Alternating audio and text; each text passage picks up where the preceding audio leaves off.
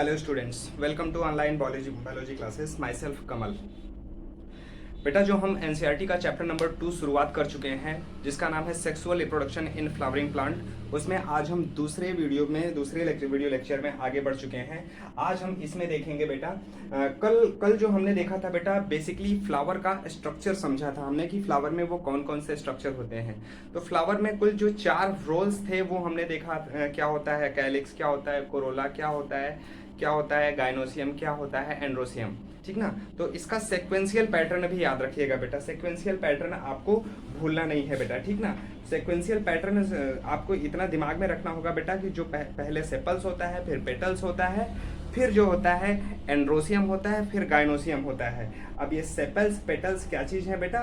जो सेपल्स होता है वो कैलिक्स की यूनिट होती है, जो पेटल्स होता है वो कोरोला की यूनिट होती है। यानी पहले कैलिक्स आएगा, फिर कोरोला आएगा, फिर आपके एंड्रोसियम आएंगे, फिर गाइनोसियम आएंगे। अंदर से बाहर की ओर का सीक्वेंस भी याद रखिएगा और बाहर से अंदर की ओर का भी सीक्वेंस याद रखिएगा। फिर हमने देखा कि एंड्रोसियम को हम डिटेल्स में शुरुआत कर चुके हैं। जो एंड्रोसियम होता है वो एस्टामेन होता है, यानी मेल रिप्रोडक्टिव पार्ट होता है। तो मेल रिप्रोडक्टिव पार्ट में हमने देखा कि मेल रिप्रोडक्टिव पार्ट में कुल 2 चीजें होती हैं। एक होता है जो लॉन्ग सिलेंड्रिकल फिलामेंट्स होता है, जो प्रॉक्सिमल एंड पर होता है, जो सेपल से या फिर थैलेमस से जाकर के अटैच्ड होता है, वो होता है फिलामेंट्स, ठीक ना। वो एक डंठल के समान होता है। फिर उसके बाद देखा हमने एंथर। एंथर क्या होता है? वो पॉलन ग्रेन को प्रोड्यूस करता है, ठीक ना। पॉलन ग्रेन क्या है? वो मेल गैमेट्स है, यानी पार्शियली मेल गैमेट्स होता है। आगे समझेंगे वो पार्शियली मेल गैमेट्स का मतलब क्या चीज है। तो सबसे पहले आइए थोड़ा सा हम लोग समझ लेते हैं जो एग्जाम में कुछ क्वेश्चन पूछे गए हैं, मेडिकल एग्जाम में कुछ क्वेश्चन पूछे गए हैं कि माइक्रोस्पोरेंजिया का डेवलपमेंट किस सेल से होता है बेटा। देखो बेटा, आपको पता है कि माइक्रोस्पोरेंजिया जो होता है वो मेल गैमेट का फॉर्मेशन करता है, ठीक ना। माइक्रोस्पोरेंजिया के अंदर माइक्रोस्पोर्स होते हैं और वही माइक्रोस्पोर्स पॉलन ग्रेन का फॉर्मेशन करते हैं। वो कैसे करते हैं, सबसे पहले हम इसको समझ लेते हैं बेटा। देखो बेटा, जो माइक्रोस्पोर्स का फॉर्मेशन करता है उसमें 2 विशेष प्रकार की सेल्स होती हैं। एक होती है कनेक्टिव टिश्यू होती है, दूसरी होती है आर्कीस्पोरियल सेल्स। ये कनेक्टिव टिश्यू क्या होता है बेटा? आपको पता है, मैंने बताया था कि जो एंथर के जो 2 लोब होते हैं, उसी दोनों लोब के बीच में एक कनेक्टिव टिश्यू होता है जो दोनों लोब्स को जोड़ करके रखता है। मैंने पहले ही बताया कि ये डाइथीकस होता है। थीकस का मतलब होता है चैम्बर, यानी एक लोब में 2 चैम्बर होते हैं, दूसरे लोब में 2 चैम्बर होते हैं, कुल 4 चैम्बर इसमें होते हैं। तो कहने का मतलब है ये 4 माइक्रोस्पोरेंजिया इसके अंदर पाए जाते हैं, 4 माइक्रोस्पोरेंजियम इसके अंदर होते हैं। तो जो कनेक्टिव टिश्यू और आर्कीस्पोरियल सेल्स होता है, इसका ये फ्लो चार्ट मैंने बना रखा है, आप भी इसको नोट करेंगे बेटा। तो आप समझिए पहले आर्कीस्पोरियल सेल्स जो होती है, आर्कीस्पोरियल सेल्स माइटोटिकली डिवाइड करके प्राइमरी आर्कीस्पोरियल सेल्स बनाती है और दूसरी सेल्स बनाती है प्राइमरी स्पोरोजिनस सेल्स बनाती है। सुनिएगा बेटा, 2 प्रकार के सेल्स बनाया, प्राइमरी आर्कीस्पोरियल सेल्स, दूसरा सेल्स बनाया प्राइमरी स्पोरोजिनस सेल्स। तो जो प्राइमरी आर्कीस्पोरियल सेल्स है ये बेटा, जो माइक्रोस्पोरेंजियम में वाल प्रेजेंट होती है, 4 वाल होते हैं, आगे देखेंगे, उस वाल का फॉर्मेशन करता है। और स्पोरोजिनस सेल्स जो होती हैं ये बनाएंगी माइक्रोस्पोर्स को बनाती हैं, ठीक ना। तो जो प्राइमरी आर्कीस्पोरियल सेल्स है इसमें दो लेयर होती हैं बेटा। एक इनर लेयर होती है और दूसरी आउटर लेयर होती है। तो इनर लेयर जो होती है वो इनर लेयर एक विशेष प्रकार की सेल्स बनाती है जिसको हम इनर पेराइटल सेल्स कहते हैं, और जो आउटर लेयर होती है वो आउटर पेराइटल सेल्स उसको कहते हैं। तो आउटर पेराइटल सेल्स बेटा 2 चीजें बनाती हैं, एक एंडोथीसियम बनाती हैं, एक मिडिल लेयर बनाती है। ये चीज ध्यान रखिएगा, आउटर पेराइटल सेल्स एंडोथीसियम बनाती है और मिडिल लेयर बनाती है। और जो स्पोरोजिनस सेल्स होती हैं वो माइक्रोस्पोर मदर सेल का फॉर्मेशन करती हैं, ठीक ना। इसको हम पीएमसी भी कहते हैं, यानी पॉलन मदर सेल्स का भी ये फॉर्मेशन करती है, यानी माइक्रोस्पोर मदर सेल ये बनाती है बेटा, ठीक ना। अब आ जाइए कनेक्टिव टिश्यू को समझते हैं बेटा।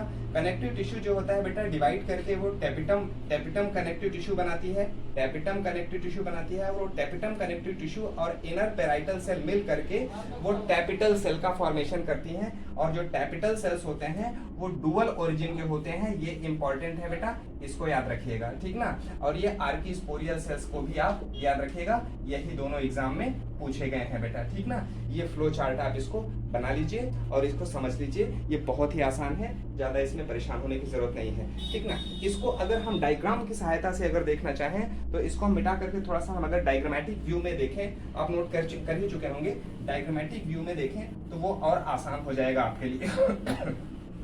समझते हैं क्या चीज होता है बेटा, इसको आप नोट कर ही चुके होंगे, ठीक ना। चलो इसको डायग्रामेटिक व्यू में देखते हैं। देखो बेटा कुछ इस शेप का होता है इसमें, कुछ इस शेप का होता है इसमें, जो एंथर के अंदर जो माइक्रोस्पोरेंजियम डेवलप होते हैं उसके अंदर देखते हैं बेटा। देखिए बाहर वाली क्या होगी बेटा, बाहर वाली एपिडर्मिस होती ही है, पहले से एपिडर्मिस प्रेजेंट ही होती है। इसके अंदर जो सेल्स होती हैं बेटा, इसके अंदर जो सेल्स होती हैं, इस सेल्स में बेटा, इस सेल्स में कौन सी टिश्यूज होती हैं, आपको पता है कि सेल्स के अंदर मेरिस्टेमेटिक टिश्यूज होती हैं। इसके अंदर कौन सी टिश्यूज होंगी बेटा, मेरिस्टेमेटिक टिश्यूज होंगी, मेरिस्टेमेटिक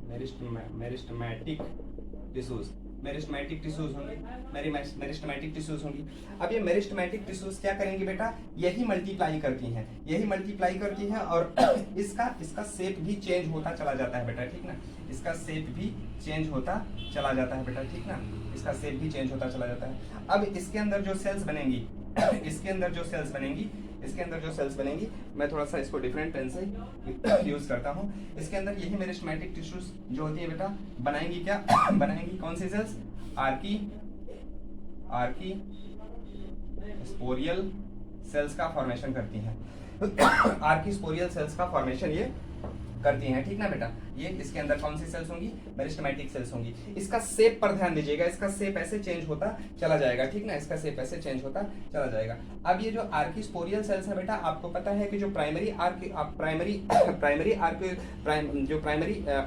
जो आर्कीस्पोरियल सेल्स हैं, ये दो प्रकार की सेल्स बनाएंगी, प्राइमरी पेराइटल सेल्स बनाएंगी और प्राइमरी स्पोरोजिनस सेल्स बनाएंगी, ठीक ना। इसका शेप अब कुछ इस प्रकार से हो जाएगा बेटा, ठीक ना। इसका शेप अब कुछ इस प्रकार से हो जाएगा, ठीक है। इसके अंदर बेटा दो तरीके की सेल्स बन जाएंगी। यहाँ पर कुछ विशेष सेल्स होंगी, यहाँ पर कुछ विशेष सेल्स होंगी, यहाँ पर कुछ सेल्स होंगी। कौन सी सेल्स होंगी बेटा, वो प्राइमरी पेराइटल सेल्स और प्राइमरी स्पोरोजिनस सेल्स होंगी। प्राइमरी पेराइटल सेल्स बेटा जो होती हैं, प्राइमरी पेराइटल सेल्स इसकी वाल का फॉर्मेशन कर लेती हैं। प्राइमरी पेराइटल सेल्स इसमें एक वाल का फॉर्मेशन कर लेती हैं। आपको पता है कि जो प्राइमरी पेराइटल सेल्स है वो दो तरह की वाल बनाती है। एक बनाएगी बेटा क्या, एक बनाएगी एंडोथीसियम बना लेगी बेटा, ठीक ना। एंडोथीसियम बना लेगी और दूसरी जो वाल बनेगी बेटा वो मिडिल लेयर की बनेगी, ठीक ना।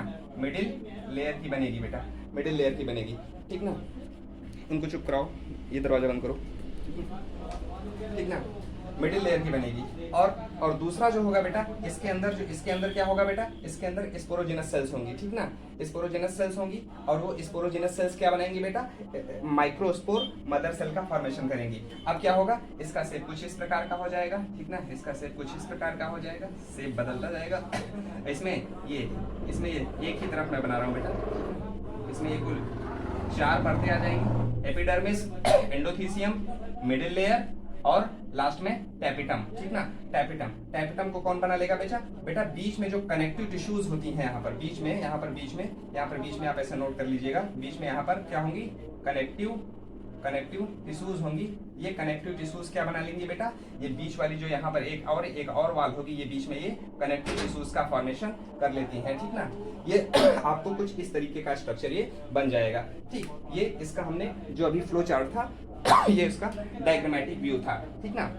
चलो ये आपको बेटा वो समझ में आ गया होगा। अभी जो फ्लो चार्ट बनाया था उसको याद रखिएगा बेटा, उससे क्वेश्चंस बनते हैं, ऑब्जेक्टिव टाइप के मल्टीपल चॉइस के क्वेश्चन बनते हैं और ये एग्जाम में पूछे भी गए हैं बेटा, ठीक ना। आइए अब समझते हैं हम लोग क्या चीज है बेटा। अब देखेंगे हम लोग जो स्टामेन को तो हम लोग देख ही चुके थे कि स्टामेन में क्या क्या चीजें होती हैं। अब आगे देखेंगे कि माइक्रोस्पोरेंजिया का स्ट्रक्चर कैसे होता है बेटा, ठीक ना। माइक्रोस्पोरेंजिया का स्ट्रक्चर कैसे होता है, सिंपल सा फंडा आपको समझना है बेटा। 1 मिनट बेटा,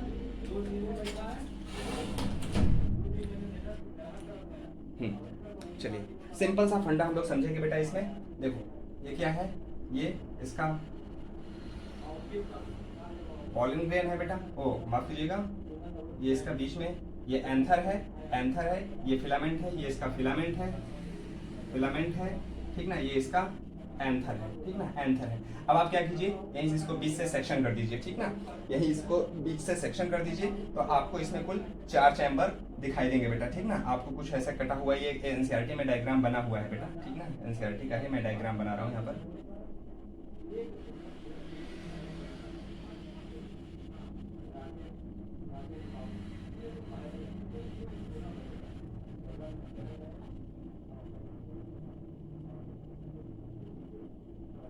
ठीक ना, एनसीईआरटी का ही डायग्राम है बेटा। इसमें आपको एक चैम्बर यहाँ पर दिखाई देगा, एक चैम्बर यहाँ पर दिखाई देंगे, ठीक ना, ये कुल 2 चैम्बर यहाँ पर आपको दिखाई देंगे, ठीक ना, 2 चैम्बर यहाँ पर आपको दिखाई देंगे। तो आप देखेंगे जब बेटा इसमें क्या है, ये माइक्रोस्पोरेंजिया है, ठीक ना, माइक्रोस्पोरेंजिया है, ये माइक्रोस्पोरेंजिया। स्पोरेंजिया का मतलब कि जो धारण करता है, हिंदी में इसको बीजाणुधानी बोलते हैं, यानी ये माइक्रोस्पोर को ये धारण किया हुआ है, इसलिए इसमें स्पोरेंजिया है, एक कैविटी बनी है इसके अंदर, ये माइक्रोस्पोरेंजिया है। और जो बीच में यहाँ पर एक लाइन होती है, मैंने कहा था यहाँ पर बीच में कनेक्टिव टिश्यूज होती हैं, इसको लाइन ऑफ डेहिसंस कहते हैं, लाइन ऑफ डेहिसंस कहते हैं, ठीक ना, डेहिसंस कहते हैं, लाइन ऑफ डेहिसंस कहते हैं। अब जो 4 माइक्रोस्पोरेंजिया इसमें दिखाई दे रहे हैं, माइक्रोस्पोरेंजिया जब इसमें है तो ये माइक्रोस्पोर होंगे, और जब इसमें पॉलन ग्रेन बन जाएगा तो ये पॉलन सैक बन जाएगा। ऐसे सिंपल सा समझिए आप, पॉलन सैक और माइक्रोस्पोरेंजिया से कंफ्यूज मत होइए बेटा। जब तक उसमें माइक्रोस्पोर है तो वो माइक्रोस्पोरेंजिया है, और माइक्रोस्पोर जो है परिवर्तित होकर के पॉलन ग्रेन बना ले, क्योंकि माइक्रोस्पोर ही तो पॉलन ग्रेन बनाता है। तो माइक्रोस्पोर जब पॉलन ग्रेन बना लेता है तो ये जो दोनों माइक्रोस्पोरेंजिया है, एक माइक्रोस्पोरेंजिया ये है, ठीक ना, एक माइक्रोस्पोरेंजिया ये है और दूसरा ये माइक्रोस्पोरेंजिया है, ठीक ना, समझिएगा इसको। एक माइक्रोस्पोरेंजिया ये है, एक माइक्रोस्पोरेंजिया ये है। इसमें जब पॉलन ग्रेन बन जाएगा तो ये पॉलन जो माइक्रोस्पोरेंजिया है आपस में ऐसे फ्यूज हो जाते हैं, आपस में ऐसे फ्यूज हो जाते हैं, फ्यूज होकर के क्या बन जाता है, ये पॉलन सैक बन जाता है। सिंपली सा समझिए बेटा, जब तक उसमें पॉलन माइक्रोस्पोर है तो वो माइक्रोस्पोरेंजिया है। माइक्रोस्पोरेंजिया 4 होते हैं, पॉलन सैक 2 होते हैं, ठीक ना, पॉलन सैक 2 होते हैं। तो कहने का मतलब है कि जब तक उसमें माइक्रोस्पोर है तो वो माइक्रोस्पोरेंजिया कहलाएगा, और जब पॉलन ग्रेन बनेगा तो 2 माइक्रोस्पोरेंजिया आपस में फ्यूज होकर के पॉलन सैक बना लेंगे। क्लियर बेटा, ठीक ना, पॉलन सैक पॉलन ग्रेन में है, पॉलन ग्रेन पॉलन सैक में है, ठीक ना, ये हो गया क्लियर, ठीक ना। ये स्ट्रक्चर आप याद रखिएगा बेटा, इसका लेबलिंग याद रखिएगा बेटा, लेबल में एग्जाम में कई बार ये आ भी सकता है, ये एग्जाम के पॉइंट ऑफ व्यू से बड़ा इंपॉर्टेंट है। तो इसके अंदर पॉलन ग्रेन्स होंगे बेटा, ठीक ना, वो पॉलन ग्रेन्स को दिखाया है। अब क्या करते हैं, इसका एक पतला सा स्लाइस और लेते हैं, ठीक ना, इसको पतला सा एक स्लाइस करके इसको ऐसे करके हम देखते हैं तो उसके अंदर क्या क्या चीजें दिखाई देती हैं वो हम आगे समझेंगे बेटा, ठीक ना। इसको हम मिटाते हैं, एनसीईआरटी में डायग्राम ये चीज दिया ही हुआ है बेटा, ठीक ना। चलिए देखते हैं क्या चीज है इसमें आगे। मैंने पहले ही बताया बेटा, जो पॉलन जो ये माइक्रोस्पोरेंजिया है बेटा, ठीक ना, माइक्रोस्पोरेंजिया होता है, तो ये आपको यहाँ पर एक हमने स्लाइस हमको एक बनाना होगा बेटा, यहाँ पर उसका आपको कुछ इस तरीके का ये स्ट्रक्चर आपको,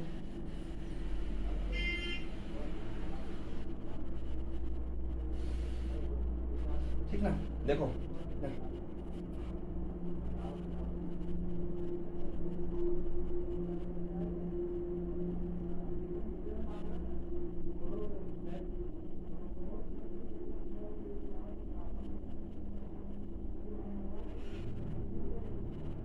बनाते भी रहिए आप लोग।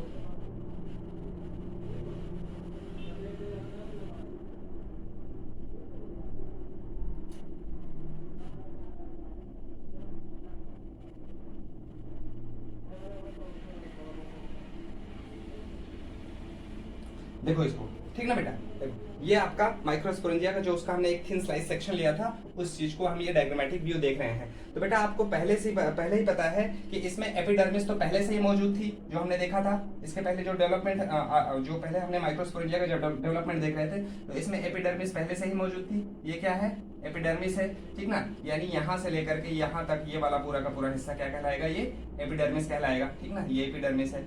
अब दूसरा ये वाली परत, ठीक ना, ये वाली परत एंडोथीसियम, ठीक ना, एंडोथीसियम ये एंडोथीसियम होती है बेटा, ठीक ना, एंडोथीसियम होती है। फिर उसके बाद उसके अंदर जो होती है मिडिल लेयर, ठीक ना, ये होती है मिडिल लेयर होती है। ठीक ना। उसके अंदर आपको ये वाली एक लाइन दिखाई दे रही है, ये वाली ये होता है बेटा क्या, ये होता है टैपिटम, ठीक ना, टैपिटम जो डुअल नेचर की होती है, ठीक ना। ये हो गई आपकी टैपिटम। अब आपको इस चीज को देख करके आप सिंपली बता सकते हो कि जो हमारा माइक्रोस्पोरेंजियम है वो 4 परतों का बना हुआ होता है, ठीक ना, 4 परतों का बना हुआ होता है। ये बेटा ये सिंगल लेयर्ड होती है, सिंगल लेयर्ड होती है, सिंगल लेयर्ड होती है, ये भी सिंगल लेयर्ड होती है, सिंगल लेयर्ड होती है। ये बेटा मल्टीपल लेयर होती है, यानी 2 से 4 लेयर की होती है। जो मिडिल लेयर होती है बेटा वो मल्टीपल लेयर्ड होती है, 2 से 4 लेयर की हो सकती है। ये टैपिटम जो है, टैपिटम भी सिंगल लेयर्ड होती है, ठीक ना, टैपिटम भी सिंगल लेयर्ड होता है, ठीक ना, टैपिटम सिंगल लेयर्ड हो सकता है। तो अभी थोड़ा सा इसमें और थोड़ा सा अगर हम डिटेल में जाना चाहें तो इस चीज को थोड़ा सा और डिटेल में आप जाकर के समझ सकते हो बेटा।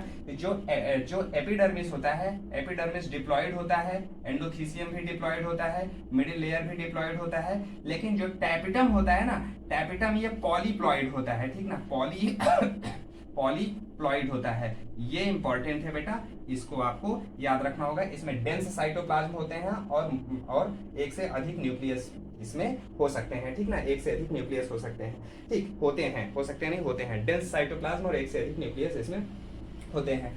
तो सीधी सी बात है, जो एपिडर्मिस, एंडोथीसियम, मिडिल लेयर, इसका सीक्वेंस भी याद रखिएगा। अंदर से बाहर की ओर चलेंगे तो सबसे पहले टैपिटम आएगा, फिर मिडिल लेयर, फिर एंडोथीसियम, फिर एपिडर्मिस आएगा।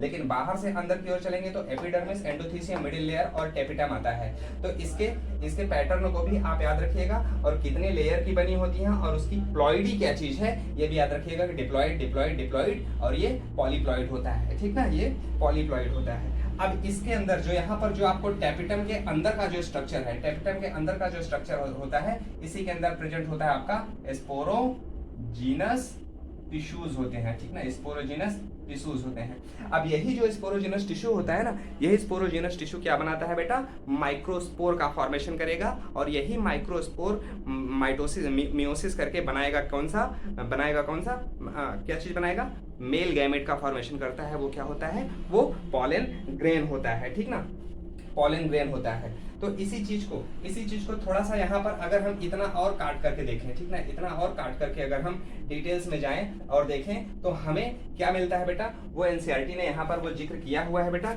ये चीज आप ध्यान से देखिए, यहाँ पर ये वाला डायग्राम आपको दिख रहा है, ठीक ना, ये वाला डायग्राम जो आपको दिख रहा है, उसी चीज को यहाँ पर काट करके दिखाया हुआ है बेटा कि कौन सी चीजें यहाँ पर है, ठीक ना। चलो एक बार मैं इसको भी मैं आपको बना करके दिखा दे रहा हूँ, क्या क्या चीजें हैं बेटा। इसको हमने कट किया, उसको कट करने के बाद थोड़ा सा हम और एक मैग्नीफाई करके अगर हम देखना चाहें तो वो कैसा क्या कौन सा स्ट्रक्चर उसके अंदर दिखता है। दिखेगा क्या, सिंपली आपको पता है कि इसके बाहर देखो बेटा, ये क्या होगा,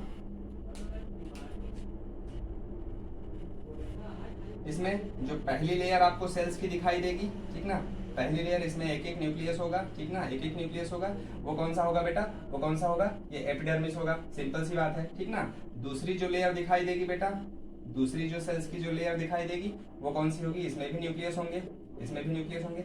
ये डायग्राम आपको अपनी कॉपी में अलग अलग बनाना है बेटा, और इसके लेबलिंग को याद रखना है। ऐसे फर्जी नहीं कि मैंने देख लिया बस समझ में आ गया, बस इसको आपकी खोपड़ी में होनी भी चाहिए। ये हो गया आपका एंडोथीसियम हो गया, ठीक ना। मिडिल लेयर मल्टीपल लेयर्ड होती है, ठीक ना, ये मल्टीपल लेयर्ड होती है। ये मिडिल लेयर मैंने कहा 2 से 4 परत की होती है, मैंने यहाँ पर ये 3 बना दिया है, ठीक ना।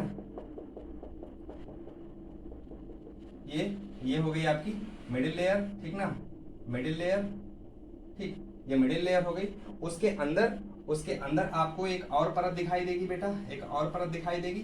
इसमें बेटा, इसमें डेंस साइटोप्लाज्म होता है बेटा, ठीक ना, इसके अंदर डेंस साइटोप्लाज्म होता है, ठीक ना, इसके अंदर ये डेंस साइटोप्लाज्म होता है, और एक से अधिक न्यूक्लियस इसमें होते हैं बेटा, ठीक ना, एक से अधिक इसमें न्यूक्लियस होते हैं। अब उसके अंदर क्या है बेटा, उसके अंदर आपको स्पोरोजेनस टिश्यू होगा, और स्पोरोजेनस टिश्यू के अंदर क्या होंगे, ये स्पोरोजेनस टिश्यू के अंदर क्या होंगे, ये हो गई आपकी टैपिटम, और स्पोरोजेनस टिश्यू के ये कौन सी सेल है, स्पोरोजेनस टिश्यू है, और इसके अंदर ये वाला जो स्ट्रक्चर दिखाई दे रहा है ये माइक्रोस्पोर मदर सेल दिखाई दे रहा है, ठीक ना, ये माइक्रोस्पोर मदर सेल है, ठीक। यही माइक्रोस्पोर मदर सेल क्या बनाएगी बेटा, ये बनाती है पॉलन ग्रेन का फॉर्मेशन करती है।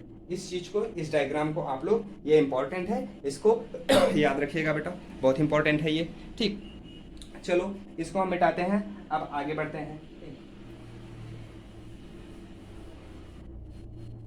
समझ में आ गया होगा बेटा मेरे ख्याल से। ठीक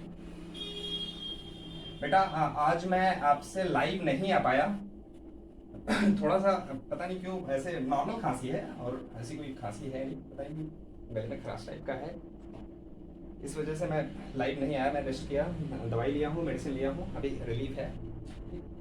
कल से मैं रेगुलर आपको लाइव भी आता रहूँगा, डोंट वरी, वीडियो के साथ साथ लाइव भी, लाइव जूम पर लाइव क्लास भी लेता रहूँगा। ठीक, चलो अब क्या होगा बेटा, अब क्या होगा, अब आपको पता है कि पॉलन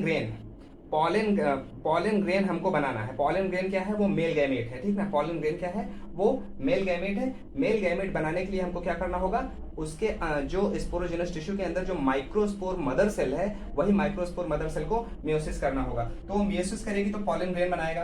पॉलन ग्रेन बनाएगा तो पॉलन ग्रेन जो बनता है वो जो वाल होती हैं वो तोड़ करके बाहर निकल आती है। कौन कौन सी वाल होती हैं, पहले इस चीज को भी जान लीजिए बेटा कि माइक्रोस्पोरेंजिया, नोट कर लीजिए, microsporangium is surrounded by 4 layers, ठीक ना, 4 लेयर्स।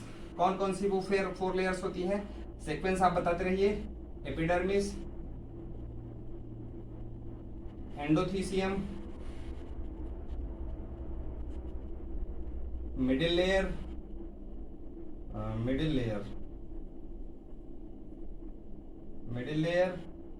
और लास्ट वाली टैपिटम, ठीक ना, टैपिटम।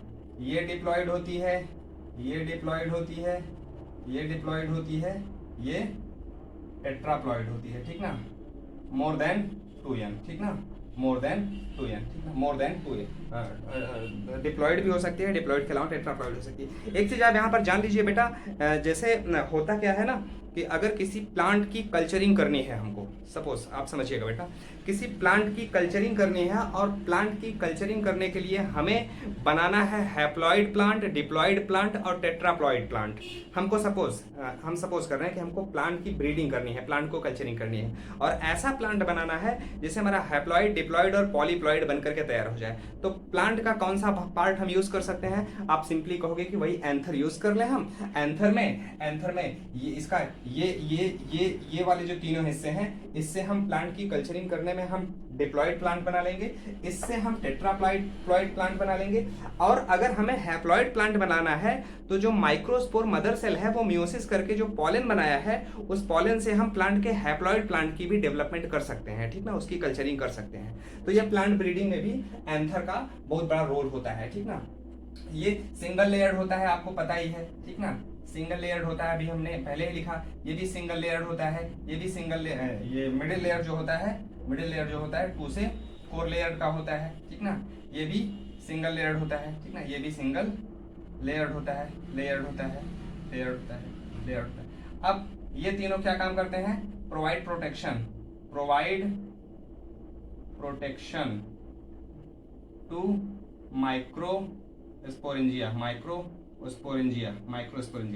अब ये टैपिटम का काम क्या है, टैपिटम, अब आपको पता है कि जैसे एक घर में 4 लोग, एक घर में चार परतें हैं, ठीक ना, एक घर में 4 परतें हैं और घर में खाना बनना चाहिए। तो घर में खाना बनाने के लिए हमें न्यूट्रिशन चाहिए होता है, ठीक ना। कोई एक आदमी अगर काम कर रहा है तो उसको न्यूट्रिशन चाहिए होता है। सिंपली समझो, आप ऐसे समझो कि देखो बेटा, अंदर की ओर स्पोरोजेनस टिश्यू होती है और उस स्पोरोजेनस टिश्यू के अंदर प्रेजेंट होता है माइक्रोस्पोर मदर सेल। तो माइक्रोस्पोर मदर सेल को ही तो काम करना है, माइक्रोस्पोर मदर सेल को काम करके पॉलन ग्रेन बनाना है, उसको मेहनत करना है। तो उसको मेहनत करने के लिए क्या चाहिए, पहली चीज तो उसको सुरक्षा चाहिए, दूसरा उसको खाना पीना चाहिए, ठीक ना। तो खाना देने के लिए क्या काम करता है, खाना देने के लिए असली काम करता है ये टैपिटम, ठीक ना। खाना देने के लिए ये टैपिटम काम करता है। वो कहता है कि माइक्रोस्पोर मदर सेल एक काम करो, आप जो है पॉलन ग्रेन को बनाओ, हम आपको ढेर सारा खाना देंगे, ठीक ना, ढेर सारा खाना देंगे। तो ये तो माइक्रोस्पोर मदर सेल क्या काम करती है, ये डिवाइड करने लगती है, डिवाइड करते करते वो माइक्रोस्पोर पॉलन ग्रेन तो बनाती है, लेकिन इतना अधिक माइक्रोस्पोर मदर सेल है कि टैपिटम की संख्या कम पड़ जाती है। उसको भरपूर पोषण नहीं दे पाती है। तो टैपेटम सेल क्या करती है, अपने अंदर एंडोमाइटोसिस करती है। एंडोमाइटोसिस करेगा तो उसमें एक से अधिक न्यूक्लियस बन जाएगा। और जो अब आपको पता है कि बेटा जो न्यूट्रिशन जो बनेगा वो डीएनए से ट्रांसक्रिप्शन ट्रांसलेशन करके ही बनता है, ठीक ना, ट्रांसक्रिप्शन ट्रांसलेशन करके ही बनता है, आगे समझेंगे हम। तो क्या करता है, अपने डीएनए की संख्या को ही वो बढ़ा लेगा। एंडोमाइटोसिस करेगा तो उसके अंदर एक से अधिक न्यूक्लियस हो जाएंगे, यानी वो मल्टी न्यूक्लिएटेड हो जाएगा, और उसके अंदर डेंस साइटोप्लाज्म हो जाएगा। डेंस साइटोप्लाज्म होगा और मल्टी न्यूक्लिएटेड हो जाएगा, तो वो माइक्रोस्पोर मदर सेल को जितना इच्छा चाहेगी उसको उतना उसको पोषण मिलता रहेगा, ठीक ना। तो इसका काम क्या होता है बेटा, ये कैसा होता है बेटा, ये इसमें डेंस साइटोप्लाज्म होता है, dense cytoplasm and more than one nucleus, more than one nucleus provide nutrition, ठीक ना। ज्यादा नीचे चला जाएगा तो आपको दिखाई नहीं देगा बेटा। Provide nutrition to microspore mother cell, ठीक ना।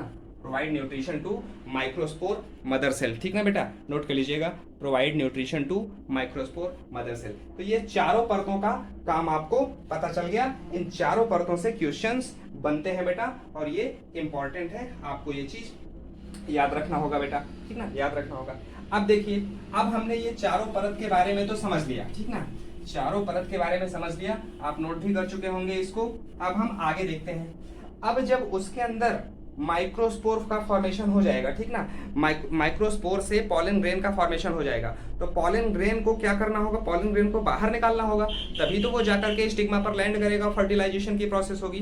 तो पॉलन ग्रेन को बाहर निकालने के लिए तीनों वाल को तोड़ना होगा। कौन कौन सी वाल को बेटा, एंडोथीसियम, मिडिल लेयर, एंडोथीसियम, और कौन सी, एपिडर्मिस, और टैपेटम, यानी चारों वाल को तोड़ना होगा। चारों वाल को तोड़ेंगे तो आपको कुछ इस तरीके का स्ट्रक्चर आपको बनता हुआ दिखाई देगा बेटा, ठीक ना। ये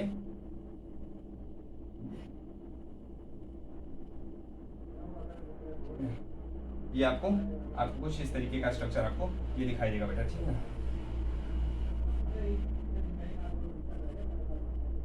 ये ठीक ना। अब क्या होगा, हमने पहले ही बताया कि जो इसके स्पोरेंजियम, माइक्रोस्पोरेंजियम है, ये आपस में फ्यूज हो जाएंगे, फ्यूज होकर के पॉलन सैक बन जाएगा। अब जो स्पोरोजेनस टिश्यू था, स्पोरोजेनस टिश्यू ने माइक्रोस्पोर मदर सेल को बनाया, और माइक्रोस्पोर मदर सेल ने क्या बना दिया, यहाँ पर बना दिया उसने ढेर सारा पॉलन ग्रेन। अब ढेर सारा पॉलन ग्रेन बनाया तो ये वाली वाल, यहाँ पर जो चारों वाल थी, चारों वाल रप्चर हो गई। रप्चर होने के बाद यहाँ पर एक छोटा सा पोर बनाता है, ठीक ना। इस पोर को हम कहते हैं बेटा स्टोमियम, ठीक ना। इस पोर को हम कहते हैं क्या, स्टोमियम, ठीक ना। नोट कर लीजिएगा बेटा, इसको स्टोमियम कहते हैं। ये स्टोमियम जो होता है बेटा, स्टोमियम जो मिडिल लेयर होती है उसको रप्चर होने से ये स्टोमियम का फॉर्मेशन हो जाता है। फिर एपिडर्मिस आसानी से देखो, ज्यादा कठिनाई किसको तोड़ने में होगी, ज्यादा कठिनाई मिडिल लेयर को तोड़ने में होगी, क्योंकि वो 2 से 4 लेयर का बना हुआ है। बस मिडिल लेयर जैसे ही टूटता है वो, और बाकी सारी वाल आसानी से टूट जाती हैं। तो स्टोमियम का फॉर्मेशन कौन करता है, मिडिल लेयर करता है, ठीक ना, मिडिल लेयर करता है। ये चीज आपको समझ में आ गया। अब यहाँ पर ये पॉलन ग्रेन है, पॉलन ग्रेन निकल करके बाहर आ जाएंगे। अब ये पॉलिनेशन होगा इनका, पॉलिनेशन के बाद क्या होगा, फर्टिलाइजेशन होगा, सीड बनेगा, फल बनेगा। बस फल खा लेना, सीड फेंक देना। अब एक्चुअली में होता क्या है कि जो सीड होता है, कई फल में ऐसे होते हैं जो अनार होते हैं बेटा, हाँ बेटा, हम क्या बोल रहे थे, थोड़ा सा माइनर डिस्टर्बेंस हुआ। हाँ, मैं क्या बोल रहा था कि आगे देखेंगे बेटा सीड और फ्रूट कैसे बनता है, ये ड्रूप क्या चीज होता है, आगे देखेंगे, डोंट वरी, हम सब डिस्कस कर लेंगे। अभी तो आप अभी जो चल रहा है इसी को चलने दीजिए, ठीक ना। आगे हम एक एक करके इसको समझेंगे बेटा, ठीक ना। तो ये आपको ये समझ में आ गया बेटा कि जो माइक्रोस्पोरेंजिया का स्ट्रक्चर क्या होता है, उसमें कितनी परतें होती हैं, ये आपको क्लियर हो गया होगा बेटा, ठीक ना। अब हम आगे बढ़ेंगे कि जो माइक्रोस्पोर मदर सेल है, वो माइक्रोस्पोर मदर सेल कैसे पॉलन ग्रेन को बनाती है, ठीक ना। माइक्रोस्पोर मदर सेल जब माइक्रोस्पोर को बनाती है, माइक्रोस्पोर मदर सेल कैसे माइक्रोस्पोर को बनाती है, ठीक ना। तो इस फिनोमेनन को कहा जाता है माइक्रोस्पोरोजेनेसिस, ठीक ना, माइक्रोस्पोरोजेनेसिस। माइक्रोस्पोरोजेनेसिस सिंपल सी एक लाइन में बात खत्म कर दीजिए। Formation of microspore from, note कर लीजिए इसको, formation of microspore from from microspore mother cell, from microspore mother cell, या इसको हम कभी कभार पॉलन मदर सेल भी कहते हैं, शॉर्ट में पीएमसी भी कहा जाता है, ठीक ना। माइक्रोस्पोर मदर सेल को हम एमएमसी कहते हैं और पॉलन मदर सेल को हम पीएमसी कहते हैं, ठीक ना। PMC, formation of microspore mother cell from MMC is called microsporogenesis, ठीक ना, माइक्रोस्पोरोजेनेसिस। ये चीज आप नोट कर लीजिए बेटा। आइए हम उसको डायग्रामेटिक व्यू से देखते हैं कि कैसे, पहले तो एक छोटा सा फ्लो चार्ट से हम समझेंगे कि कैसे माइक्रोस्पोर का फॉर्मेशन है, कैसे माइक्रोस्पोर मदर सेल जो है माइक्रोस्पोर का फॉर्मेशन करती है, इस चीज को हम पहले समझेंगे बेटा, ठीक ना, फिर आगे देखेंगे, आगे बढ़ेंगे इसको, ठीक ना। चलो नोट करते जाना यार जल्दी जल्दी, ठीक ना। मैं लिखता हूँ तुरंत मिटा देता हूँ, क्लास नहीं है, मैंने कहा ना वीडियो को पॉज करते हो यार, स्क्रीनशॉट ले लिया करो, ढेर सारे ऑप्शंस हैं आपके पास। वैसे बेहतर होगा कि वीडियो पॉज करके आप नोट करो, तो टाइम टेकन भले होगा लेकिन आपको कॉन्सेप्ट समझ में आ जाएंगे, ठीक ना। समय से घबराना मत बेटा कि वीडियो थोड़ा लंबा हो जाता है, 1 घंटे का हो गया, आधे घंटे का हो गया, टाइम नहीं मिलता यार। यूट्यूब पे तो इसीलिए डालते हैं ताकि आपको जब भी टाइम मिले तब इसको आप देख लो, लेकिन ऐसा मत करिए, आप पंक्चुअल होकर के जो क्लास का टाइम है, जो शेड्यूल है, उसी शेड्यूल टाइम पे आप देखते रहिए। अगर जीवन में कुछ करना है बेटा तो तपना पड़ेगा। सोना को जितना ही तपाते हैं ना उतना ही वो खरा होता है, उतना ही कुछ चमकदार होता है, ठीक। तभी आप अपने आप को तपाइए, तभी आप निखर करके दुनिया में नाम अपना रोशन कर पाएंगे, ठीक। चलो ये मोटिवेशनल लेक्चर नहीं है, एकेडमिक लेक्चर है, अभी इसको अभी यही चलने दीजिए, ठीक। देखो अभी अब क्या है बेटा, स्पोरोजेनस टिश्यू, ठीक ना। इसमें क्या होगा, स्पोरोजेनस टिश्यू होगा। स्पोरोजेनस टिश्यू कैसा होता है बेटा, डिप्लॉयड होता है। ये क्या करेगा बेटा, ये मल्टीप्लाई करेगा, ठीक ना। ये मल्टीप्लाई करेगा, मल्टीप्लिकेशन करेगा, मल्टीप्लाई करेगा, माइटोटिक डिवीजन करेगा, तो ये क्या बनाएगा, माइक्रोस्पोर मदर सेल बनाएगा, ठीक ना। इसको हम एमएमसी जो कह रहे हैं, ठीक ना, एमएमसी। ये भी कैसा होगा, ये भी डिप्लॉयड होगा। तो अब माइक्रोस्पोर मदर सेल क्या करेगी बेटा, अब ये मियोसिस करेगी, ठीक ना बेटा, मियोसिस करेगी। मियोसिस करने के बाद ये बेटा माइक्रोस्पोर टेट्राड बनाएगा, ठीक ना। अभी डायग्राम से भी समझेंगे, माइक्रोस्पोर टेट्राड बनाएगा। ये माइक्रोस्पोर टेट्राड बनाएगा, ये हैप्लॉइड होगा और ये सेपरेट होकर के, ठीक ना, माइक्रोस्पोर सेपरेट हो जाएंगे, सेपरेट होकर के क्या बना लेगा, ये पॉलन बना लेगा, ठीक ना, पॉलन ग्रेन बना लेगा। ये फ्लो चार्ट इसका सिंपल सा है, आप इसको नोट कर लीजिएगा बेटा, ठीक ना। 4 पॉलन ग्रेन बनेंगे बेटा, 4 पॉलन ग्रेन बनेंगे और ये हैप्लॉइड होंगे, ठीक ना। इसको नोट कर लीजिए। अब हम इसको थोड़ा सा डायग्रामेटिक व्यू में देखेंगे तो हमें माइक्रोस्पोरोजेनेसिस का फंडामेंटल बिल्कुल क्रिस्टल क्लियर हो जाएगा, ठीक ना, बिल्कुल क्रिस्टल क्लियर हो जाएगा। चलो मैं इसको मिटाता हूं इसको, ठीक ठीक। हाँ आप नोट कीजिए बेटा, इसको नोट कीजिए इसको।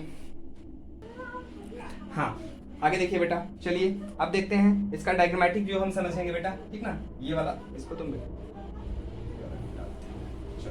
अब इसका डायग्रामेटिक व्यू देखेंगे। आपको पता है बेटा, आपको पता है कि ये कौन सी सेल्स है, पहली सेल्स माइक्रोस्पोर मदर सेल्स, ठीक ना, ये एमएमसी है, ठीक ना। जो माइक्रोस्पोर मदर सेल्स कौन सा डिवीजन करेगी, आप सिंपल सा कहोगे मियोसिस करेगी, ठीक ना। क्यों, क्योंकि गैमेट तो हैप्लॉइड होते हैं और जो हैप्लॉइड गैमेट बनेंगे वो डिप्लॉइड सेल से, अगर डिप्लॉइड ऑर्गेनिज्म अगर गैमेट बनाते हैं तो वो कौन सा डिवीजन करेंगे, मियोसिस करेंगे। पहले चैप्टर में हम पढ़ चुके हैं उसको, ठीक ना, तो पहले चैप्टर में पढ़ चुके हैं। अब देखो बेटा इसमें क्या होगा, इसमें क्या बनेंगे, पॉलन टेट्राड बनेंगे, ठीक ना, पॉलन टेट्राड बनेंगे। ये पॉलन टेट्राड बना, 4 सेल बनेगी। इसमें 3 सेल नहीं है, 4 सेल हैं, ठीक ना।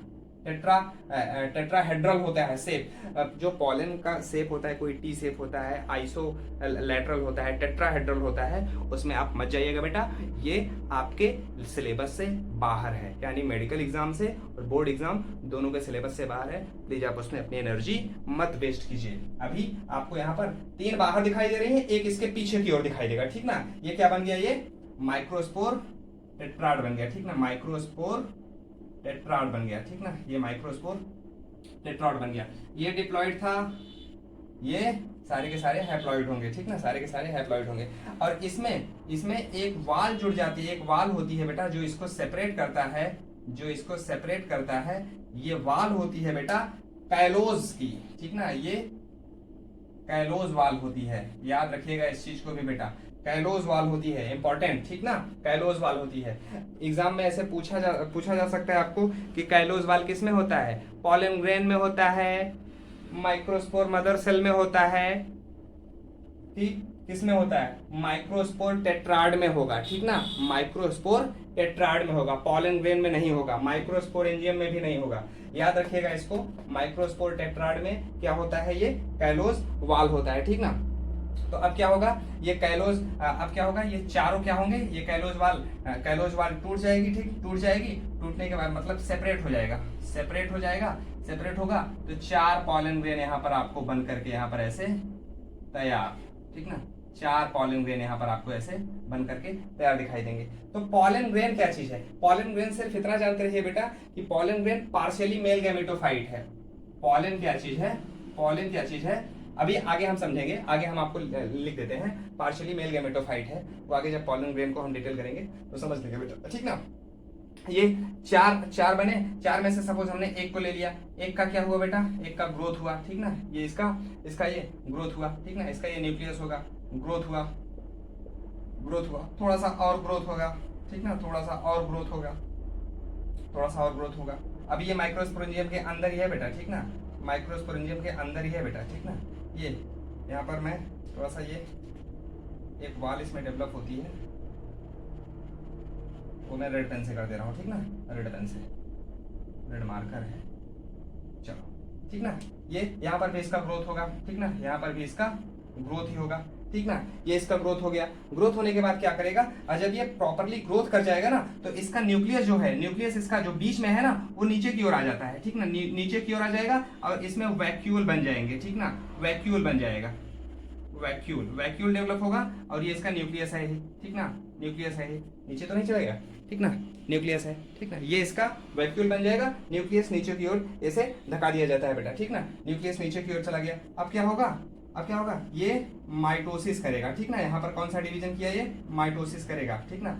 ये हैप्लॉइड है, ये हैप्लॉइड है, और मैंने पहले ही कहा था कि हैप्लॉइड सेल अगर डिवीजन करती है तो वो माइटोसिस ही करेगी, ऑलवेज हैप्लॉइड सेल अगर डिवीजन करेगी तो वो ऑलवेज माइटोसिस ही करेगी। तो यहाँ पर ये माइटोसिस है, माइटोसिस के बाद आपको पता ही है, यहाँ पर दूसरी वाल ये रेड से ये, ठीक ना। अब क्या हो गया, यहाँ पर ये वैक्यूल ऑलरेडी प्रेजेंट है बेटा, वैक्यूल ऑलरेडी प्रेजेंट है। अब इसका क्या होगा, न्यूक्लियस का डिवीजन होगा, न्यूक्लियस का ये डिवीजन हो रहा है, ठीक ना, न्यूक्लियस यहाँ पर डिवाइड करेगा, और न्यूक्लियस जब इसका डिवाइड करेगा तो डिवाइड करने के बाद क्या होगा, यहाँ पर ये आपको कुछ इस तरीके का एक न्यूक्लियस इधर आ जाएगा और एक न्यूक्लियस इधर आ जाएगा, इसके बीच में ये कैलोज वाल और डेवलप होगी, ठीक ना, ये भी कैलोज वाल ही है, कैलोज वाल, ठीक ना। यहाँ पर इसका क्या होगा, वैक्यूल तो इसमें प्रेजेंट ही होगा, ठीक ना, वैक्यूल तो इसमें प्रेजेंट ही होगा, ठीक ना, ये ठीक ना, ये हो गया। ये आपका इसमें 2 सेल बन गई, और जो 2 सेल बनी है, एक जो ऊपर वाली सेल है जो लार्जर सेल है उसको हम वेजिटेटिव सेल कहेंगे, और ये जो छोटी वाली सेल आपको दिखाई दे रही है, ये छोटी वाली सेल, इसको हम जनरेटिव सेल कहते हैं, ठीक ना, जनरेटिव सेल कहते हैं, ठीक ना। बेटा दिखाई नहीं दे रहा है, कैलोज वाल लिखा है मैंने, और ये नीचे ये वाला हिस्सा जो होता है बेटा, ये इसके जो नीचे वाला ये वाला हिस्सा लिखा है बेटा, वो जनरेटिव सेल लिखा है, मैंने जनरेटिव सेल लिखा है, नोट कर लीजिएगा बेटा, मैं बोल दे रहा हूँ, वेजिटेटिव सेल जो लार्जर सेल होती है, और उसके बाद क्या है, ये जनरेटिव सेल है, ठीक ना, जनरेटिव सेल है। अब क्या होगा, अब आपको पता है कि ये कैलोज वाल डिग्रेड हो जाएगी, ठीक ना, कैलोज वाल यहाँ पर डिग्रेड हो जाएगी, कैलोज वाल डिग्रेड होने के बाद क्या होगा, अब इसमें ये कैलोज वाल डिग्रेड होगी, ठीक ना, और ये जो वाल है ये थोड़ा सा स्पिंडल शेप का हो जाएगा, जनरेटिव सेल क्या हो जाएगी, स्पिंडल शेप की हो जाएगी, और यहाँ पर ये यहीं पर आप नोट कर लीजिएगा, कैलोज वाल डिग्रेड, और ये आपकी वेजिटेटिव सेल है ही, और ये आपकी जनरेटिव सेल है। जनरेटिव सेल आप क्या करेगी, जनरेटिव सेल वेजिटेटिव सेल के साइटोप्लाज्म में वो फ्लोट करती रहेगी, ठीक ना, जनरेटिव सेल साइटोप्लाज्म के जनरेटिव सेल वेजिटेटिव सेल के साइटोप्लाज्म में वो फ्लोट करती रहेगी। अब मेरे पास आगे जगह नहीं है बेटा, मैं यहाँ पर बनाता हूँ इसको, ठीक ना, यहाँ पर बनाता हूँ बिल्कुल समझने के लिए, ठीक ना। अब देखो यहाँ पर क्या होगा, ये आपकी वाल है बेटा, ठीक ना, ये आपकी वाल, ये आपकी जो वाल है ये है। उसके बाद क्या होगा, यहाँ पर ये इसका, ठीक ना, रेड कलर से बनाता हूँ, ये स्पिंडल शेप का हो जाएगा, स्पिंडल शेप का हो जाएगा। यहाँ पर ये उसका जनरेटिव सेल का न्यूक्लियस होगा, जनरेटिव सेल का न्यूक्लियस होगा। और ये इसका, ये किसका न्यूक्लियस है, ये जनरेटिव सेल का, ये वेजिटेटिव सेल है, ये वेजिटेटिव सेल है, ये जनरेटिव सेल है, जनरेटिव सेल है, ठीक ना, जनरेटिव सेल है, ठीक, जनरेटिव सेल है।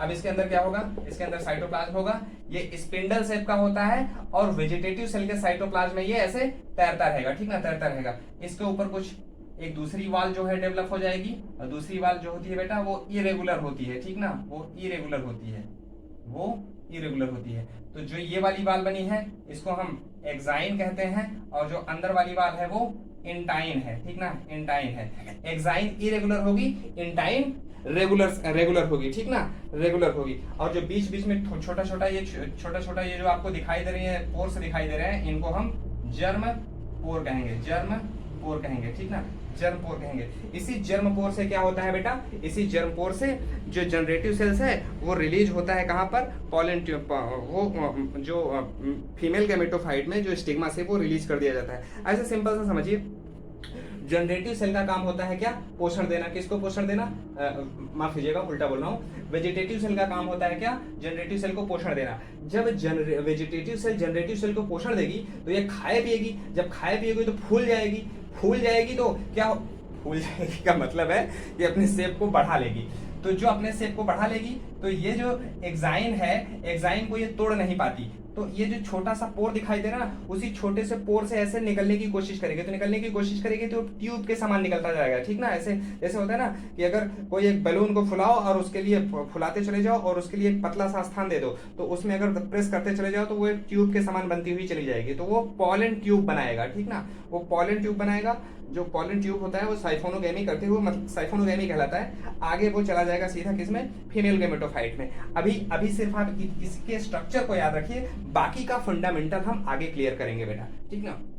चलो इस चीज को तो आप लोग नोट कर लीजिए बेटा इसको। अब ये पॉलन का स्ट्रक्चर बड़ा इंपॉर्टेंट है, इसके नाम को याद रखना जो चीज यहाँ पर दिया हुआ है बेटा, ठीक ना। तो थोड़ा सा पॉलन ग्रेन को हम समझते हैं। ये पॉलन ग्रेन का स्ट्रक्चर, ये कंप्लीट पॉलन ग्रेन यहाँ पर जाकर के ये बना है बेटा। एनसीईआरटी ने थोड़ा बीच बीच में कहीं पर मिसिंग किया हुआ है, लेकिन आप मिसिंग नहीं करोगे, नहीं तो बहुत बड़ी मिसिंग हो जाएगी आपके लिए, ठीक। एग्जामिनर ऐसे गाएगा, इसमें तेरा घाटा मेरा कुछ नहीं जाता, थोड़ा पढ़ के तू आता, सिलेक्शन तेरा हो जाता। तो एग्जामिनर को गाना गाने का काहे मोहब्बत हो गया, जो मिसिंग चीजें हैं उसको आप कंप्लीट कर दो। जाता क्या है एग्जामिनर का, भाई घाटा तो तुम्हारा ही होने वाला है ना, तो यही कहेगा नहीं, थोड़ा और पढ़ के जाओ, बोर ना होना बेटा। एनसीईआरटी के नहीं है, बाहर है, कहाँ का है, थोड़ा सा एडिशनल इन्फॉर्मेशन दे रहा हूँ, आपके काम की चीज है। Please don't diverted your mind. आप मुझ पे भरोसा कर सकते हैं, गुरु हूं तो इतना तो कर ही सकते हैं। आखिर गुरु पर भरोसा करोगे, माँ बाप पर भरोसा करोगे, ईश्वर पर भरोसा करोगे, तभी तो आप सक्सेस होगे ना। जब ईश्वर पर भरोसा नहीं है, माँ बाप पर भरोसा नहीं है, गुरु पर भरोसा नहीं है, तो फिर किस पे होगा यार, ठीक। चलो आगे देखते हैं। अब देखते हैं हम लोग किस पे, पॉलन ग्रेन को, ठीक ना। पॉलन ग्रेन क्या चीज है, पॉलन ग्रेन जो होता है बेटा, वो पॉलन ग्रेन क्या चीज है, वो पार्शियली डेवलप्ड मेल गैमेटोफाइट। ये पार्शियली डेवलप्ड शब्द याद रखिएगा बेटा। अभी ये कंप्लीट मेल गैमेट्स नहीं बना। गैमेटोफाइट का मतलब होता है प्लांट बेटा, और प्लांट का जो गैमेट्स बनते हैं उसको हम गैमेटोफाइट कहते हैं, ठीक ना। पार्शियली डेवलप्ड मेल गैमेटोफाइट, ठीक ना। तो जो पॉलन ग्रेन होते हैं, ठीक ना, जो पॉलन ग्रेन है, ये जो मैंने कहा, जो पॉलन ग्रेन, इसमें कुल 3 चीजें होती हैं। जो इसकी आउटर लेयर होती है, आउटर लेयर को हम एक्साइन कहते हैं। ये मेड अप ऑफ स्पोरोपोलेनिन, ठीक ना, स्पोरोपोलेनिन। और एक चीज ये भी याद रखिएगा, सबसे इंपॉर्टेंट, पॉलन ग्रेन का वो कौन सा हिस्सा जहां पर स्पोरोपोलेनिन एब्सेंट होता है, वो होता है जर्मपोर। वेरी इंपॉर्टेंट, ठीक ना, नोट करके अभी मैं लिखवा दे रहा हूं, ठीक ना। ठीक, चलो ये स्पोरोपोलेनिन होता है। और ये स्पोरोपोलेनिन आज तक दुनिया में ऐसा कोई केमिकल मिला ही नहीं है जो इसको डिग्रेड कर सके, जो इसको डिग्रेड कर सके। आपको जानकर ये आश्चर्य होगा कि जो लोग बताते हैं कि पहले आज से 1000 साल पहले ऐसे प्लांट हुआ करते थे, तो उसके क्या मिलते हैं, उसके ये पॉलन ग्रेन मिलते हैं बेटा। पॉलन ग्रेन का जो ऊपर का एक्साइन वाला लेयर होता है उसको कोई डिग्रेड नहीं कर पाता, तो जो पुरातत्व विभाग वाले जब खुदाई करते हैं तो उसमें पता चलता है कि ये पॉलन ग्रेन है, ये पॉलन ग्रेन इस ऐसे प्लांट हो सकते थे, उसकी कल्चरिंग करके बनाया भी जा सकता है। तो पॉलन ग्रेन जो होता है बेटा फॉसिलाइजेशन में हेल्प करता है, जो जीवाश्म बनते हैं, फॉसिल्स बनते हैं, ठीक ना।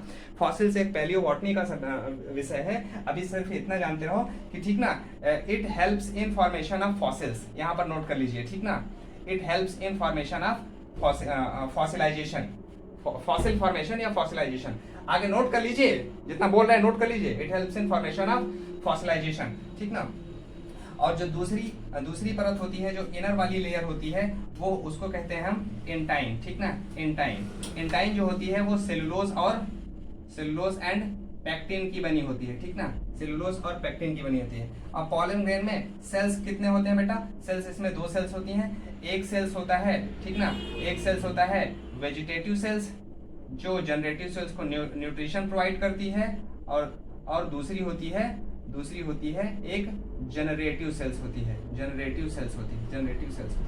अब जनरेटिव सेल्स होती है, तो जो पॉलन ग्रेन यहाँ पर, पॉलन ग्रेन का ये आप इतना इसको नोट कर लीजिएगा बेटा। ये outer layer exine, inner intine, cellulose और पैक्टिन, और ये सेल्स कौन सी होती है, एक वेजिटेटिव सेल्स होती है, एक जनरेटिव सेल्स होती है। नोट करके यहाँ पर लिख लीजिए, ठीक ना। Sporopollenin is absent on germ pore, ठीक ना। इम्पॉर्टेंट जो नोट होता है बेटा, वो इम्पॉर्टेंट होता है, वेरी इंपॉर्टेंट, ठीक ना, बहुत इंपॉर्टेंट है। स्पोरोपोलेनिन जो जर्म पोर होता है वहां पर ये एब्सेंट होते हैं बेटा, ठीक ना, ये एब्सेंट होते हैं। अब आगे बढ़ते हैं बेटा, ठीक ना, आगे बढ़ते हैं, थोड़ा सा और आगे चलते हैं, ठीक। चलिए इसको मिटाते हैं बेटा, नोट कर चुके आप इसको। अब देखिए जो पॉलन ग्रेन होते हैं, पॉलन ग्रेन जब 2 सेल्ड स्टेज में पहुंच जाते हैं, ठीक ना, 2 सेल्ड स्टेज में, यानी कि उसमें एक जनरेटिव सेल, एक वेजिटेटिव सेल्स, ठीक ना। तो 60% ऑफ पॉलन ग्रेन्स जो होते हैं वो 2 सेल्ड स्टेज में ही वो झड़ करके गिरते हैं, ठीक ना। जो 60% ऑफ पॉलन ग्रेन्स होते हैं, आप नोट करके इसको भी लिख लीजिएगा, नोट करके लिख लीजिएगा इसको भी। 60% of pollen grains said of in 2 celled stage and remaining 3 celled stage। आप कहोगे ये 2 celled stage 3 celled stage क्या है। देखो अभी पॉलन आपने बनाया था, उसमें एक जनरेटिव सेल था, एक वेजिटेटिव सेल था, एक जनरेटिव सेल था। तो जो ये जो आपका वेजिटेटिव, एक वेजिटेटिव है और एक जनरेटिव है, ठीक ना, एक जनरेटिव है। तो जब ये सेड ऑफ होता है, तो जब मतलब स्फुटन होता है, तो स्फुटन होगा तो झड़ जाता है। पॉलन जब झड़ता है तो वो 2 सेल्ड स्टेज में झड़ता है। लेकिन कुछ 40% प्लांट, और जो 40% जो बचे हुए 40% प्लांट है, उसमें कह रहा है 3 सेल्ड स्टेज में होता है। ये 3 सेल्ड स्टेज में ऐसा होता क्या है इसमें, ठीक ना। ये कहां से गिरा गया यार, चलो ये भाग गया, ओ माय गॉड, ये तो यार परेशान कर रहा है, पढ़ाने में ये भी डिस्टर्ब कर रहा है, ठीक। एंजॉय पढ़ने ये भी आया है, लेकिन ये थोड़ा सा बदमाश टाइप का है, ये पढ़ नहीं रहा है, उछल कूद कर रहा है। जैसे अपने क्लास में कुछ बॉयज है ना गधे, वो गधे ऐसे ही करते हैं, ये पढ़ते नहीं है, वो मेरे को डिस्टर्ब करते हैं, ठीक ना। चलो ये जनरेटिव सेल्स जो होता है बेटा, जनरेटिव सेल्स फिर से माइटोसिस करती है, तो 2 जनरेटिव सेल्स बना लेती है। तो 2 जनरेटिव सेल्स जब इसमें बन जाएंगे, यानी 2 जनरेटिव सेल्स, यानी जब 3 सेल्ड स्टेज में होता है, 3 सेल्ड स्टेज में 1 वेजिटेटिव होंगे और 2 जनरेटिव होंगे, तभी तो एंजियोस्पर्म में डबल फर्टिलाइजेशन होगा। ये फर्टिलाइज कर देगा, एक ये फर्टिलाइज कर देगा, इसका काम रहेगा इसको पोषण प्रदान करना, न्यूट्रिशन देना, तभी तो एंजियोस्पर्म में डबल फर्टिलाइजेशन देखने को मिलता है। तो 2 मेल गैमेट बनते हैं, ठीक ना, इस चीज को भी याद रखिएगा बेटा। अब आगे बढ़ते हैं बेटा, अब थोड़ा सा आगे बढ़ेंगे, हम देखेंगे क्या चीज है, pollen allergy and pollen viability. सबसे पहले देखते हैं pollen product and pollen allergy, ठीक ना, pollen product and pollen allergy, pollen product and pollen allergy. देखो बेटा, जो पॉलन होता है ना, पॉलन के अंदर बहुत ज्यादा न्यूट्रिशन प्रेजेंट होता है, ठीक ना। Pollen are rich in carbohydrate, proteins and unsaturated fat, unsaturated fat होता है, ठीक ना। कंज्यूम्ड बाई एथलीट्स, एथलीट जो खिलाड़ी होते हैं, athletes and racing horse.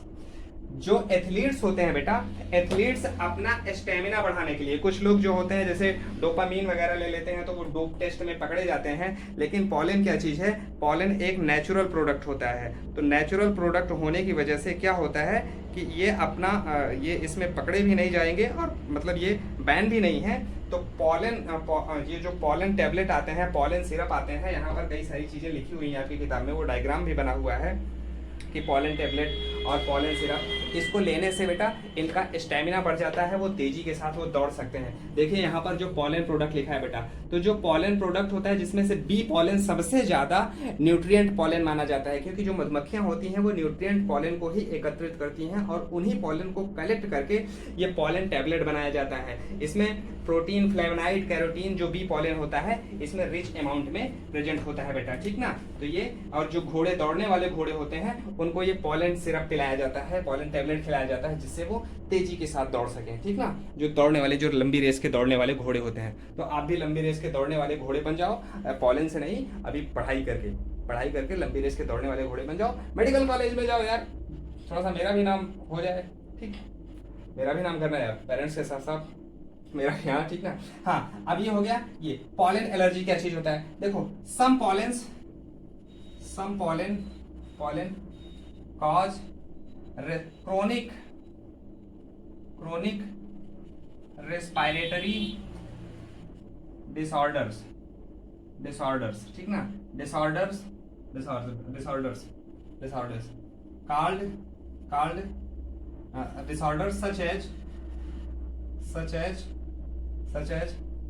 asthma, bronchitis, गले में बेटा जलन होती है, ठीक ना, अस्थमा जिसको दमा कहते हैं, ब्रोंकाइटिस, ठीक ना, ब्रोंकाइटिस, और कुछ फीवर भी कॉज करते हैं बेटा, फीवर जिसको एक हे फीवर कहा जाता है, ठीक ना, हे फीवर भी होता है इससे, हे फीवर, ठीक ना। ये ब्रोंकाइटिस से ही रिलेटेड है, हे फीवर। आप आगे पढ़ोगे, मेडिकल कॉलेज में पढ़ोगे, आर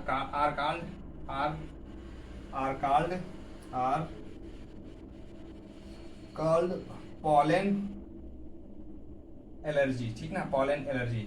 एग्जाम्पल नोट कर लीजिए बेटा, एक पार्थेनियम है, इम्पॉर्टेंट, पार्थेनियम, ये कैरट ग्रास है, ठीक ना, कैरट ग्रास है।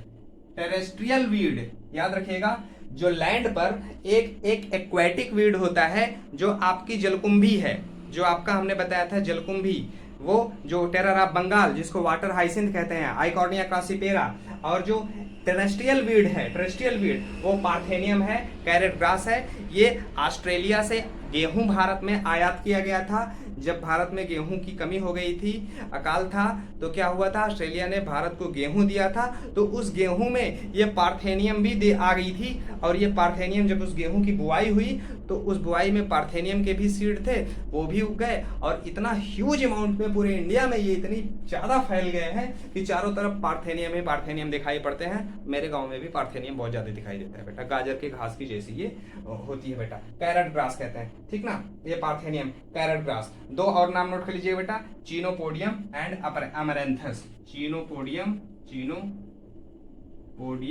और अमरैंथस, ठीक ना, अमरंथस, ये नाम नोट कर लीजिए बेटा, ईटीसी कर लीजिए, बहुत सारे होते हैं, ठीक है। अरे यार ऐसे सिंपली चले जाते हो ना, जैसे देखो ना खेतों में जाते हैं हम लोग, तो हालांकि हम तो एक किसान का बेटा हूँ, तो खेती में काम भी करता हूँ, तो मैं खेतों में जाता हूँ, अगर ऐसे ग्रास वगैरह होती है उस पर हाथ पड़ जाता है तो उसमें इचिंग सी होने लगती है, ऐसे इचिंग सी होने लगती है। वो क्या होता है, वो यही पॉलन एलर्जी ही है बेटा, ठीक ना। घास में ये हाथ पड़ जाते हैं उसमें वो पॉलन आ जाते हैं ना, तो उससे इचिंग होने लगती है, ठीक ना, ये इचिंग होता है बेटा। ठीक, चलो ये आपको समझ में आ गया पॉलन प्रोडक्ट और पॉलन एलर्जी क्या चीज है।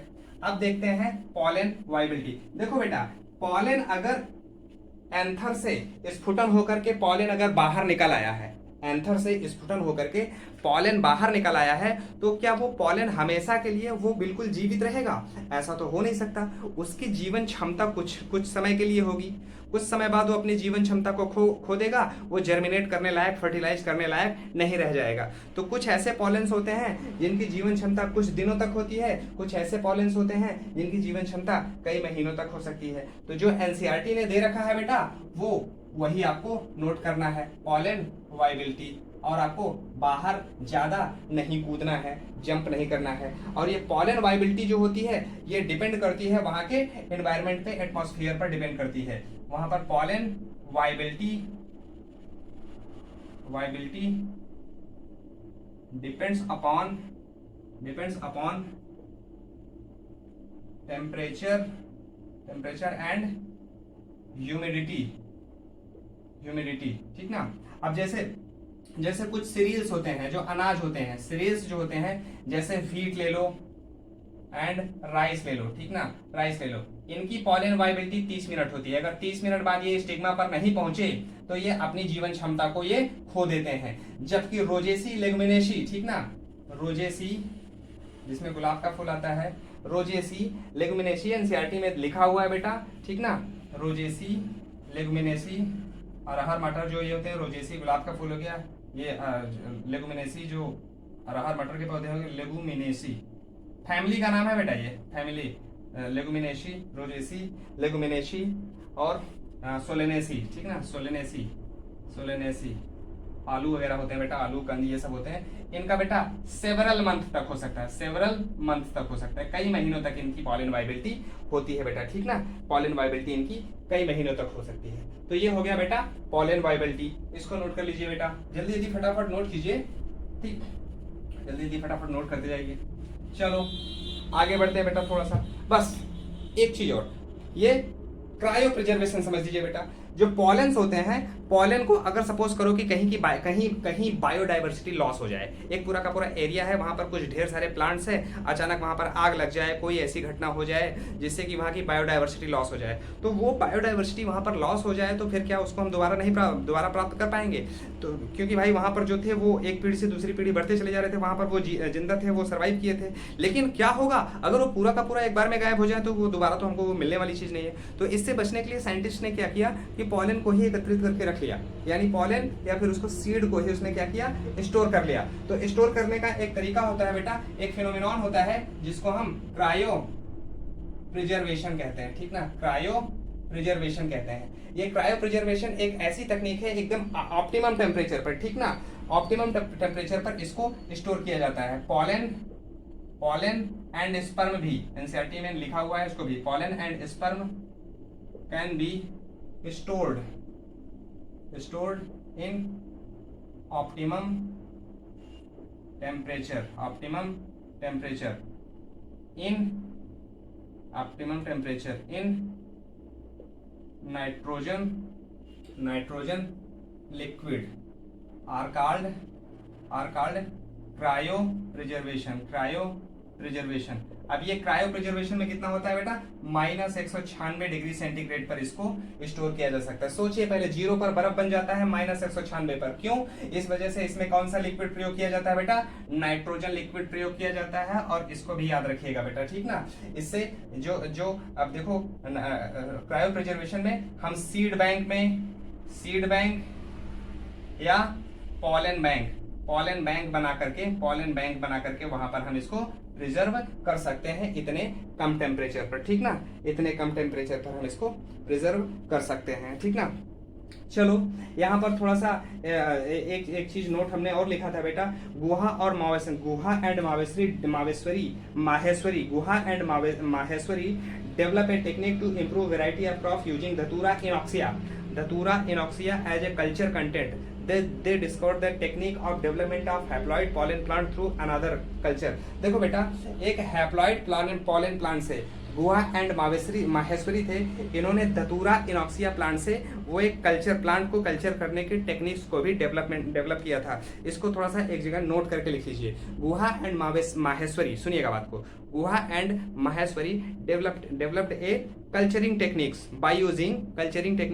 Bye using haploid pollen. ठीक ना, by using haploid pollen.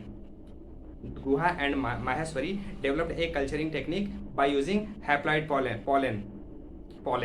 of धतूरा इनॉक्सिया. नोट कर लिया बेटा. चलो ये वीडियो थोड़ा सा लंबा हो गया बेटा, मेरे को भी पसीना हो जाता है. एक्चुअली हम यहाँ पर फैन चला देते हैं तो ये मेरा जो ये ब्लिंक करने लगता है, हिलने लगता है, तो इस वजह से मैं फैन नहीं चलाया, थोड़ा सा पसीना होता है. कोई बात नहीं, मेहनत करते हैं यार, हम मेहनत कर रहे हैं, आपके लिए मेहनत कर रहे हैं बेटा. आप मेहनत करो बेटा मेरे लिए, अपने पेरेंट के लिए और इस देश के लिए. देख तो रहना कि कोविड काल में हमारा हेल्थ केयर इंफ्रास्ट्रक्चर कितना चरमरा गया है, टूट गया है. सोचिए, ये फ्यूचर आप ही हैं बेटा, आप ही बदल सकते हो इस देश के हेल्थ केयर सिस्टम को. और हेल्थ केयर सिस्टम अगर बदल गया बेटा, तो बेहतर अगर हेल्थ मिल गया, तो भारत के लोग अच्छा सोच पाएंगे, अच्छा कुछ कर पाएंगे, हाई एफिशिएंसी से वो काम कर पाएंगे, तो भारत फिर से विश्व गुरु बन सकता है. ठीक, वो जिम्मेदारी आपके कंधों पर है, बहुत बड़ी जिम्मेदारी है. पढ़ते रहिए, मेहनत करते रहिए. All the best and thank you so much.